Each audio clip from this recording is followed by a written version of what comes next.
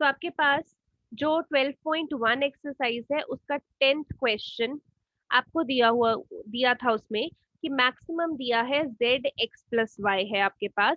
And जो subject to constraint है वो आपके पास ये दे रखा है x-y less than equal to -1 and -x+y less than equal to 0। ये आपके पास सब्जेक्ट टू कंस्ट्रेंट दे रखा है and x and y greater than 0 आपको दे रखी है। ठीक है, तो इसमें तो आपको डायरेक्ट ग्राफ ही बनाना था, तो और मैक्सिमम रीजन जो है वो आपको बताना था। तो मैक्सिमम पहले ग्राफ बना लेते हैं।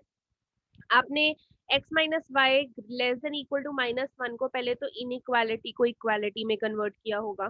देन इसके पॉइंट्स निकाले। ये पॉइंट्स तो बहुत ही आसान है, आपसे निकल गए होंगे। ऐसे ही हमने सेकंड इक्वेशन को इक्वालिटी में कन्वर्ट किया, उसके पॉइंट्स निकाले। ठीक है, अब पॉइंट्स निकालना बहुत ही आसान काम था। आपको बात आ रही थी कि प्लॉटिंग क्या करें।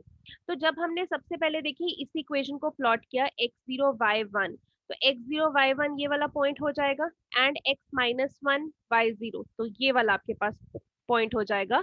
इन दोनों को ज्वाइन करेंगे तो ये आपकी फर्स्ट लाइन, जो फर्स्ट इक्वेशन है उसकी लाइन ड्रॉ हो गई।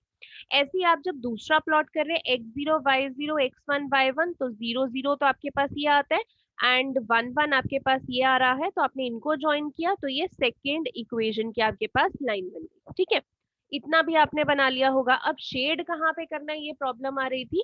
तो देखो यहाँ पे सबसे पहले हम पुट करके देखते हैं। जैसे मैंने x की जगह 0 पुट किया, शायद नीचे किया, ओके।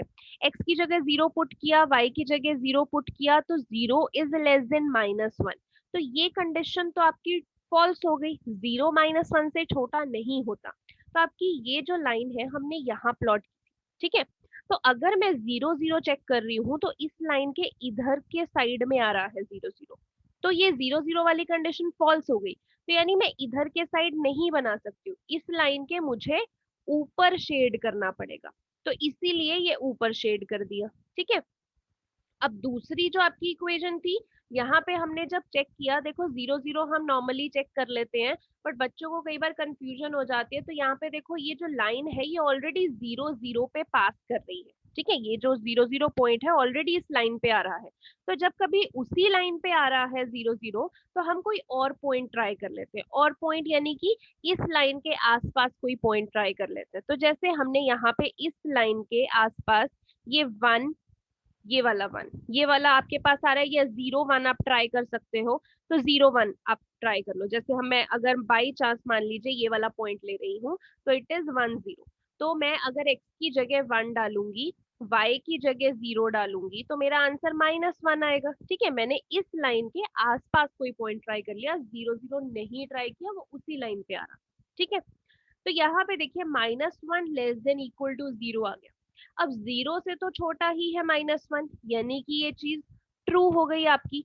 तो आपके पास जो शेडेड पोर्शन है, क्योंकि हम इधर चेक कर रहे थे पॉइंट एंड इधर वाला पॉइंट ट्रू आया, तो इस लाइन के नीचे वाली साइड में पॉइंट ट्रू आया, तो हम ये वाला पोर्शन शेड कर देंगे। अब जब शेड कर रहे हो एक चीज ध्यान रखो। देखो जब हमने इस वाली लाइन का पोर्शन शेड किया था ऊपर को, तो इधर को मत लेके चले जाना, यहाँ नहीं जाना है। यहाँ क्यों नहीं जाना है? क्योंकि आप नेगेटिव रीजन में चले जाओगे एक्स के। अब एक्स का नेगेटिव रीजन नहीं हो सकता है क्योंकि यहाँ पे दे रखा है एक्स एंड वाई दोनों 0 से बड़े हैं। तो जब मैं इसको शेड कर रही हूँ, सिर्फ मैं इधर और इधर ये वाले ट्रायंगुलर रीजन को शेड कर सकती हूँ। और ऐसे ही जब मैं इसके नीचे शेड कर रही हूँ, तो मैं इधर नीचे नहीं जा सकती हूँ क्योंकि वो y का नेगेटिव रीजन चला जाएगा। y का नेगेटिव नहीं चाहिए क्योंकि x एंड y दोनों ग्रेटर देन 0 बोले हैं।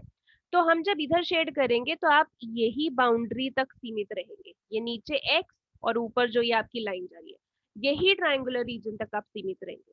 तो जो मैंने शेड किया वो वही है। अब बात आती है मैक्सिमम की। देखो यहाँ पे कॉमन पोर्शन तो कोई आ ही नहीं रहा, दोनों में बिल्कुल नहीं आ रहा। पैरेलल लाइंस है, एक का ऊपर शेडिंग जा रही है, एक का नीचे शेडिंग जा रही है। तो आपने सीधा लिखना है कि कोई फिजिबल रीजन है ही नहीं, there is no feasible region है। तो आप मैक्सिमम नहीं बता सकते। ठीक है, तो इसमें मैक्सिमम निकल ही नहीं सकता। तो सताज, is it clear now? Yes, ma'am. Okay, चलो। सो अब आगे स्टार्ट करते हैं। आपके पास आगे मिसलेनियस एक्सरसाइज है। तो मिसलेनियस एक्सरसाइज को स्टार्ट करते हैं। मिसलेनियस एक्सरसाइज वैसे तो आपकी इसी के जैसी है, बट कुछ एक आपका जो टॉपिक है एक नया, दैट इज ट्रांसपोर्टेशन वाले क्वेश्चंस। अब मैं पहले ही बता दूं, देखो अभी तक तो इन सालों में ट्रांसपोर्टेशन के क्वेश्चंस नहीं आते, ज्यादातर अनबाउंडेड रीजन में चले जाता था क्योंकि वो थोड़ा सा डिफिकल्ट पार्ट होता था। बट इस बार क्योंकि अनबाउंडेड रीजन काट दिया गया है, तो एक्सपेक्टेड है कि इस बार वो ट्रांसपोर्टेशन के क्वेश्चंस डाल देंगे, एंड वो 6 मार्क्स में ट्रांसपोर्टेशन का क्वेश्चन आ जाएगा। तो ध्यान से वो समझ लेना, क्योंकि वही क्वेश्चन है जिनमें बच्चों को थोड़ी प्रॉब्लम आती थी, कंफ्यूजन होती थी। तो अभी मैं ट्राई करूंगी आपको कंफ्यूजन ना हो, ध्यान से समझना। तो जब ट्रांसपोर्टेशन वाला क्वेश्चन आएगा मैं बता दूंगी। अभी हम फर्स्ट क्वेश्चन को डिस्कस करते हैं, मिसलेनियस एक्सरसाइज। आपको यहाँ पे बोला है रेफर टू एग्जाम्पल नंबर 9, सो हम एग्जाम्पल नंबर 9 में रेफर करते हैं। सो पहले वो देखते हैं क्या है आपकी एग्जाम्पल नंबर 9। तो यहाँ पे एग्जाम्पल नंबर 9 में देखिए, आपको एक डाइट प्रॉब्लम दे रखी है, कंडीशन दे रखी है, डाइट डाइट के अकॉर्डिंग आपको सर्कमस्टांसेस दिए हुए हैं। आपको बोला है a dietician has to develop a special diet using two foods P and Q. एक डाइटिशियन है, स्पेशल डाइट बनानी है पी एंड क्यू के लिए, ठीक है। तो आपके पास जो मेन चीजें हैं वो पी एंड क्यू है, ये आपने ध्यान देना है, ठीक है। तो हम यहाँ पे एक बार जो मेन है वो लिख लेंगे। यहाँ पे हमारे पास एक फूड पी है और एक फूड क्यू है, ठीक है। आपको बोला है ईच पैकेट में, जो कि 30 ग्राम्स का होता है, उसमें 12 यूनिट कैल्शियम के, 4 यूनिट आयरन के, 6 unit cholesterol, 6 unit vitamin A, यानी 4 एस्पेक्ट आपको दिए हुए हैं जिनके ऊपर आपको इंफॉर्मेशन है। तो वो 4 aspect calcium, iron, cholesterol, vitamin A, ठीक है। तो आपने जो जो दिया हुआ था कि 12 यूनिट कैल्शियम के, 4 यूनिट आयरन के, 6 यूनिट कोलेस्ट्रॉल के, 6 यूनिट विटामिन ए के, वो हमने लिख दिए। सेम चीज फूड क्यू के लिए दी हुई है। तो आप कई बार जल्दी जल्दी में, मैंने लास्ट क्लास में भी बोला था कि बच्चे सोचते हैं एक ही ऑर्डर में इंफॉर्मेशन दी होगी तो फटाफट से वैल्यू डालना शुरू कर देते हैं। जरूरी नहीं है, कई बार चेंज भी हो सकती है, तो ध्यान से पढ़ के ही डालनी है हमेशा। तो यहाँ पे कैल्शियम के 3 यूनिट दिए हुए हैं, आयरन के 20, कोलेस्ट्रॉल के 4 एंड 3 यूनिट्स, विटामिन ए के। तो हमने यहाँ पे डाल दिया 3 unit, 20 unit, 4 unit and 3 unit again, ठीक है। अब आपको, ये तो इंफॉर्मेशन थी, आपको बोला है the diet require at least 240 units of calcium. अब एटलीस्ट 240 यूनिट्स ऑफ कैल्शियम बोला है, तो यहाँ पे एटलीस्ट लिख दिया, ये कैल्शियम का कंस्ट्रेंट है। देन आपके पास यहाँ पे बोला है 460 यूनिट्स ऑफ आयरन, उसके लिए भी एटलीस्ट यूज किया है, तो 460 के लिए भी एटलीस्ट। देन आपके पास at most 300 units of cholesterol, at most word use किया गया है, तो ध्यान से लिखना है इंफॉर्मेशन, तभी आप उसकी इक्वेशन बनाओगे। Then how many packets of each food should be used to minimize the amount of vitamin A in diet? What is the minimum amount of vitamin A? ठीक है। तो आपके पास देखो यहाँ पे क्वेश्चन में ना कंडीशन बोली थी, अगर मैं आपको एक मिनट शो करती हूँ, यहाँ आपको रेफर करना था सिचुएशन को वो, बट आपको क्वेश्चन क्या पूछा हुआ है वो ये, how many packets of each food should be use to maximise the amount of vitamin A and what is the maximum amount of vitamin A. तो आपको मैक्सिमाइज करना है किसका, विटामिन ए का, एंड विटामिन ए की maximum amount भी आपको बतानी है, यानी कि आपको जेड मैक्स निकालना है बेसिकली, ठीक है। तो इसको कैसे करेंगे, देखो आपके पास दो ही फूड्स हैं पी एंड क्यू, तो पहले तो हम सपोज कर लेते हैं let the number of packets of food P X and number of packets of food Q Y है। देन आता है हमारा ऑब्जेक्टिव फंक्शन कि हमने करना क्या है क्वेश्चन में। तो हमने ऑब्जेक्टिव फंक्शन यानी हमने जेड मैक्सिमम निकालना है, मैक्सिमम भी किसका निकालना है, विटामिन ए का, वो ध्यान देना है, ठीक है। तो अभी विटामिन ए देखिए, आपको 6 यूनिट्स अगर विटामिन ए के दिए थे और फूड पी के पैकेट कितने हैं, एक्स, तो 6x हो गया, प्लस 3 यूनिट्स विटामिन क्यू के दिए हैं एंड इसके पैकेट्स कितने हैं, y, तो plus 3y। So this is your z max, क्योंकि आपने विटामिन ए का निकालना है, ऐसे ही निकालोगे z मैक्स तभी टोटल पता चलेगा, ठीक है। अब बात आती है कंस्ट्रेंट की। कंस्ट्रेंट मतलब इक्वेशन बनानी जिसमें बच्चों को प्रॉब्लम आती है। अब इक्वेशन बनानी है, तो इक्वेशन के लिए देखो यहाँ पे आपके पास सबसे पहले हम कैल्शियम को उठाते हैं, कैल्शियम का एस्पेक्ट उठाते हैं। तो आपके पास कैल्शियम के 12 यूनिट्स हैं और पी के आपके पास एक्स पैकेट्स, तो 12x प्लस क्यू के आपके पास 3 यूनिट्स हैं एंड वैसे क्यू के पैकेट्स कितने हैं, y यानी कि 3y। सो 12x plus 3y। Then constraint क्या है आपके पास जिसके लिए लेस देन इक्वल टू या ग्रेटर देन इक्वल टू लगता है, वो कंडीशन चेक करो। आपके पास एटलीस्ट 240 दिया हुआ है, एटलीस्ट के लिए हम greater than equal to use करते हैं, तो एटलीस्ट 240 यानी ग्रेटर देन इक्वल टू 240, तो आपके पास ये कैल्शियम कंस्ट्रेंट है। अब नेक्स्ट एस्पेक्ट पे आ जाओ, आयरन के कंस्ट्रेंट पे। तो आयरन का कंस्ट्रेंट क्या होगा, 4, पी पैकेट एक्स है तो 4x plus 20, Q packet y है तो 20y। देन एटलीस्ट 460 यानी कि लेस देन इक्वल टू 460, ये आपके पास सेकेंड इक्वेशन बन गई आयरन का कंस्ट्रेंट। देन आ जाइए कोलेस्ट्रॉल के कंस्ट्रेंट पे। कोलेस्ट्रॉल का कंस्ट्रेंट देखिए क्या है, 6x क्योंकि पी के x है प्लस 4y क्योंकि क्यू के y है, एटमोस्ट है, एटमोस्ट मीन्स आपके पास less than equal to at most 300, तो यहाँ पे sign less than equal to. Then ये किसका कंस्ट्रेंट है, कोलेस्ट्रॉल का कंस्ट्रेंट। अब 3 तो हमने एस्पेक्ट देख लिया, फोर्थ वाला तो हमें मैक्सिमाइज ही करना ना, तो वो तो हमने ऑब्जेक्टिव फंक्शन लिखा तो उसको हम नहीं लिखेंगे, उसकी इक्वेशन जेड मैक्स में बन चुकी है, ठीक है। अब जो भी आपके कंस्ट्रेंट बनते हैं उसके साथ एडिशनल कंस्ट्रेंट मैंने आपको हमेशा बताया है, X greater than equal to 0, Y greater than equal to 0 लिखिए, ये नॉन नेगेटिविटी कंस्ट्रेंट होता है, बिकॉज एक्स एंड वाई वैसे भी नंबर ऑफ पैकेट्स हैं आपके, नेगेटिव में नहीं हो सकते हैं, तो ये ध्यान देना, ठीक है।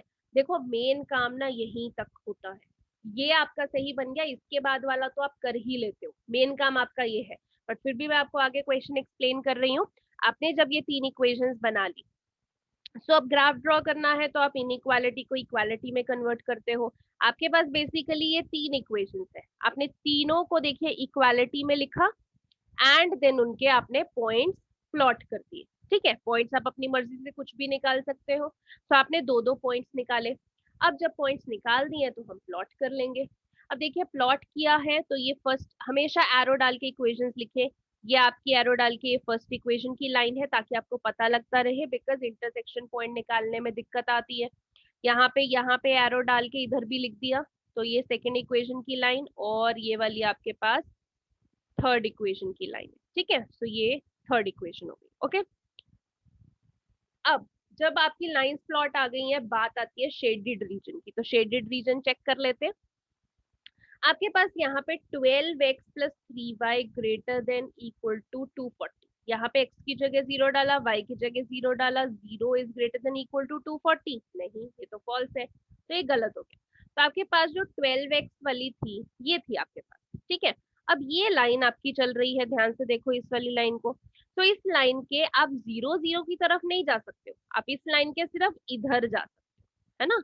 तो इधर हम जा सकते हैं एंड नीचे तो जा ही नहीं सकते हम क्योंकि वो नेगेटिव है, तो मान लीजिए इस लाइन के सिर्फ हम इधर ही जा सकते हैं, राइट साइड ही जा सकते हो, ठीक है।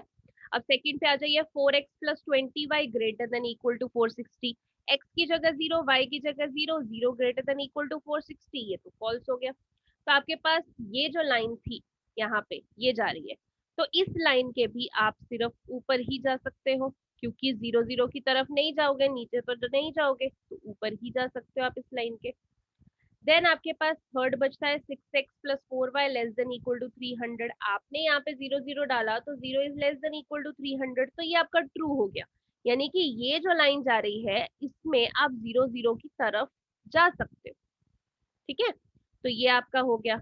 अब आप देखो कॉमन पोर्शन कौन सा आ रहा है, ये जो शेड किया गया है ये कॉमन पोर्शन आ रहा है ना, इसके इधर जा सकते हो, उसके इधर जा सकते हो, नीचे वाली लाइन के सिर्फ ऊपर ही जा सकते हो, ये आपका शेडेड पोर्शन हो गया। तो यहाँ पे जो कॉमन पोर्शन है वो आई थिंक आपको इजीली विजिबल है, जो मैंने यहाँ पे लाइन से शेड किया हुआ है। तो इस तरीके से आपने कॉमन पोर्शन बना लेना है। अब कॉमन पोर्शन आपके पास बन गया है, देन आप क्या करते हो, आप पॉइंट्स निकालते हो कि कौन से आपके कॉर्नर पॉइंट्स हैं, ठीक है। तो हम पॉइंट्स निकाल लेंगे, कॉर्नर पॉइंट्स आपका एक ये बी बनता है, एक ये सी बनता है, एक यहाँ पे बनता है, इसको आप डी नेमिंग दे लीजिए, तो ये डी पॉइंट बन गया। दिस पॉइंट इज योर 0, 80, यहाँ पे बी पॉइंट, बी हमें नहीं पता चल रहा तो हम इंटरसेक्शन पॉइंट निकाल लेते हैं एलिमिनेशन से। तो आप इक्वेशन ध्यान से देखना हमेशा, कौन सी आप इंटरसेक्शन निकाल रहे हो। तो बी जो एक लाइन है, एक तो इक्वेशन ये है 4x+20y इज इक्वल टू 60, और जो इंटरसेक्ट कर रही है दूसरी इक्वेशन आपके पास ये ऊपर जा रही है, यानी कि ये 12x+3y इज इक्वल टू 240। तो हम ये दोनों इक्वेशन को लिख रहे हैं। अब एलिमिनेशन करना आपको आता है, यहाँ पे मैं सिर्फ इसको 12 बनाना चाहती हूँ, तो मैंने पूरी इक्वेशन को 3 से मल्टीप्लाई कर दिया, दोनों इक्वेशन लिखी, ये कैंसिल हो गया, यहाँ से y की वैल्यू 20 आ गई। ये y की वैल्यू इसमें डालिए चाहे इसमें डालिए, आपने x भी निकाल लिया 15, यानी आपके पास b का कोऑर्डिनेट क्या आ गया, x15/20, 15,20। ऐसे ही आपके पास यहाँ पे c का कोऑर्डिनेट निकालना है, तो कौन सी लाइन होगी, एक तो ये लाइन जा रही है यानी 4x+20y इज इक्वल टू 460, और इधर से जा रही है तो 4x+20y सॉरी, ये वाली लाइन ये है 6x+4y इज इक्वल टू 300, ये है आपकी, ये मत लिखना, 6x वाली है। तो आपके पास उसके कोऑर्डिनेट निकालने हैं दोनों के। अब दोनों में देखिए, अगर मैं इसको सेम बनाना चाहती हूँ, 20 बनाना चाहती हूँ, तो मैंने 5 से मल्टीप्लाई कर दिया, ये तो नॉर्मल एलिमिनेशन आप करते ही हो। तो आपने दोनों इक्वेशन लिखी है, कैंसिल कर दिया, यहाँ से x की वैल्यू निकाली, किसी एक में पुट कर दो तो आपके पास y आ जाए।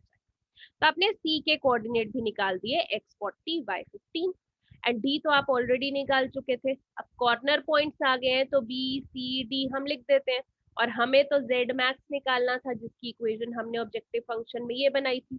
तो पहले x की जगह 15 और y की जगह 20 डाला, तो z 150 आ गया। देन x की जगह 40, y की जगह 15 डाला, तो 285 आ गया।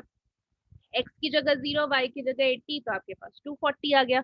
अब हमें पूछा था मैक्सिमम क्या है, तो z मैक्सिमम तो आपके पास 280 है, तो मैक्सिमम जो था विटामिन ए की क्वांटिटी इट इज 285।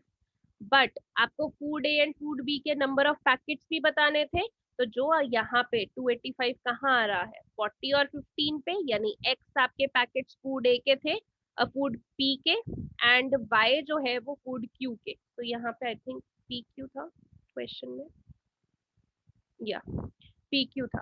तो आपके पास यहाँ पे पी क्यू ही लिखना, मैंने गलती से यहाँ पे ए बी लिख दिया है। सो आपके पास पी एंड क्यू के पैकेट्स थे, तो जो एक्स की क्वांटिटी होगी ये 40 it is of packet P and 15 is of packet queue.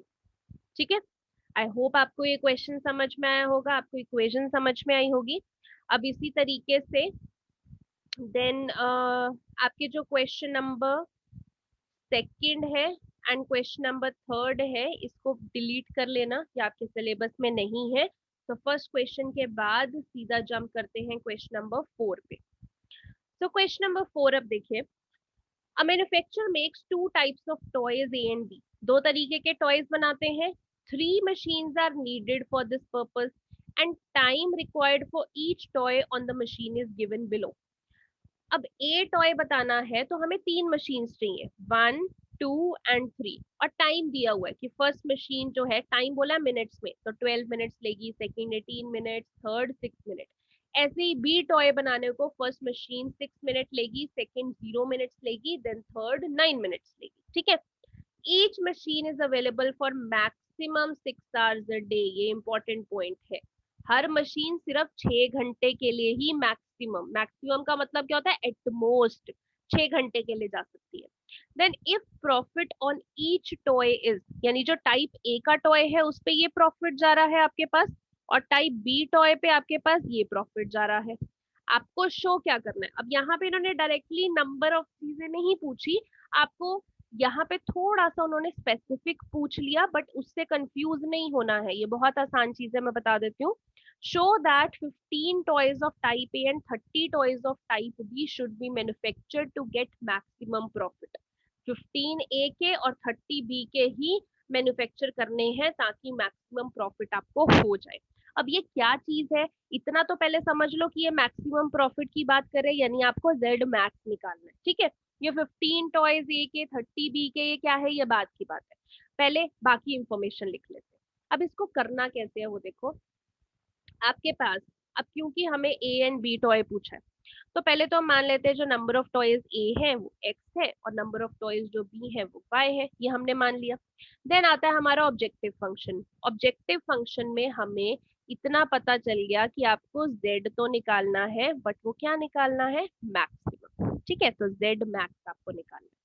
Maximum कैसे निकालोगे, प्रॉफिट मैक्सिमम करके। तो आपके पास देखो ए के अगर एक्स टॉयज है तो उसका प्रॉफिट 7.50 है, तो टोटल कितना हुआ 7.50 इंटू एक्स, प्लस बी के अगर टॉयज वाई है प्रॉफिट हुआ 5 पर टॉय, तो आपके पास टोटल प्रॉफिट कितना हो जाएगा 5 वाई। तो जेड मैक्स कैसे निकला 7.5 into X plus 5 into Y, इनका आप निकालोगे तो मैक्सिमम प्रॉफिट ही निकलेगा। अब बात आती है कि हमारे पास सब्जेक्ट टू कंस्ट्रेंट, लिमिटेशन क्या है हमारे पास।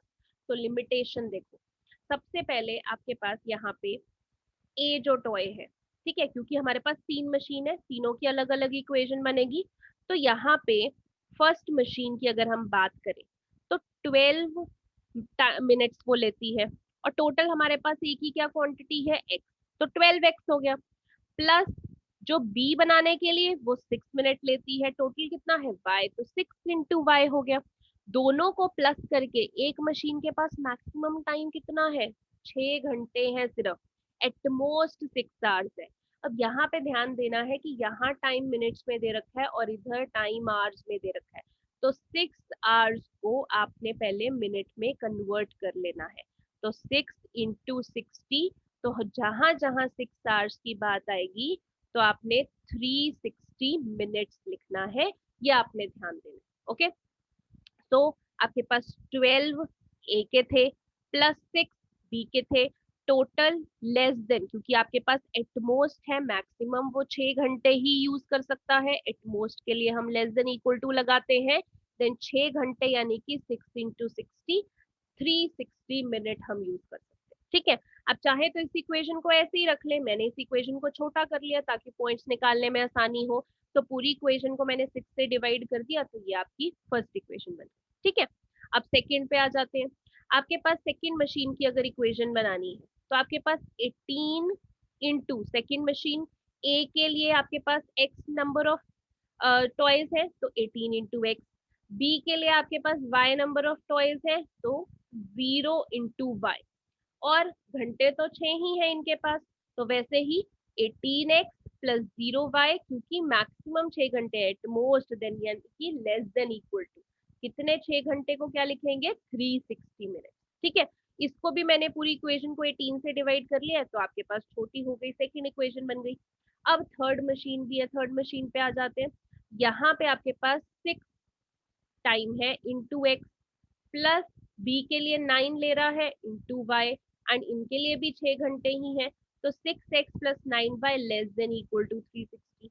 इसको भी पूरे को छोटा करने के लिए मैंने 3 से डिवाइड कर दिया, ये आपके पास थर्ड इक्वेशन है। ठीक है, अब इसकी बात तो देखो आपको प्लॉट करना है, आप ये तीनों इक्वेशंस को प्लॉट करोगे। ठीक है, इसके बाद का मैं नहीं बता रही हूँ, ये आप खुद करोगे, यहीं तक का मेन पार्ट होता है। अगर आपको इतना आ जाए, जस्ट वेट, अगर आपके पास इतना आ जाए तो ये इसके बाद गलती होने के चांसेस बहुत कम है। इसके बाद सिर्फ सिली मिस्टेक हो सकती है, देखो उससे ज्यादा कुछ नहीं हो सकती कि आप पॉइंट इधर उधर ले लो, प्लॉट ढंग से ना करो, बस वही हो सकता है, इससे ज्यादा कुछ नहीं हो सकता। ये आपका सही बना तो बाकी सही बनेगा। अब करना क्या है इसके बाद कि आप तीनों को प्लॉट करोगे, प्लॉट करके आप फिजिबल रीजन निकालोगे, फिजिबल रीजन के बाद आप कॉर्नर पॉइंट्स निकालोगे, कॉर्नर के बाद आप z की वैल्यू निकालोगे, z की वैल्यू यहाँ पे हमने ऑब्जेक्टिव फंक्शन बनाया है तो आप z की वैल्यू निकाल दोगे। बट अब जो क्वेश्चन में पूछा था कि आपके पास 15 toys toy A type A के and 30 of type B should be manufactured in order to get maximum profit, तो ये चीज क्या है 15 of A and 30 of B, ये चीज क्या है कि जब आप कॉर्नर पॉइंट्स निकालते हो तो 15 ऑफ ए यानी 15 को तो आप x मान रहे हो तो x कोऑर्डिनेट 15 है, एंड 30 ऑफ बी यानी कि y कोऑर्डिनेट आपके पास 30 है।